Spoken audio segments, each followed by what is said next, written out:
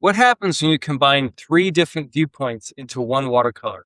Today I'm painting the Basilica Minor de San Juan Bautista in Puerto Rico using layered vertical compositions and multiple reference photos.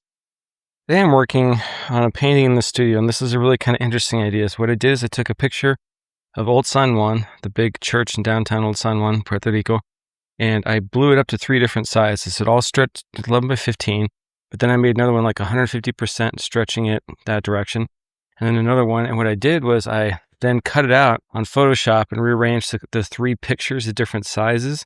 And then I'm going to come into here and I'm going to paint this, but I don't want to like tear the three paintings apart and put them together. What I'm doing is I'm trying to recreate that effect in watercolor on a piece of paper using this. I'm just doing this value across the whole sky thing. When you step back, you're just going to see differences of color and just shapes.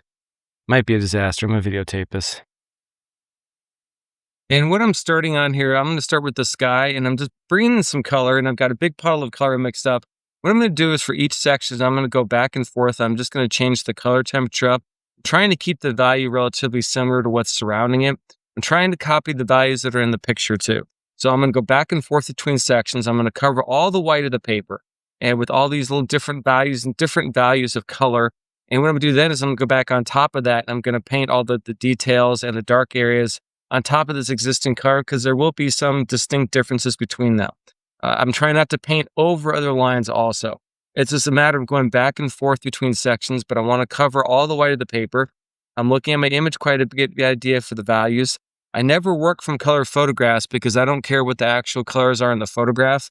I want to be able to invent the colors myself. As long as I have the values in the black and white photograph, I don't necessarily have to follow that, but if I can get that relatively close, then the painting will usually work. So you have to have your darkest darks, of course, in a few areas. I do change that quite a bit too. I usually, instead of having a lot of really dark areas, I usually have 1 or 3 spots of absolute black. Everything else is like a number 9 or a number 8. And that's another way to control your eye to move through the piece. So section by section here, if I paint over lines a little bit, I kind of have to go back and knock back a little bit of that color. I don't want to paint over lines.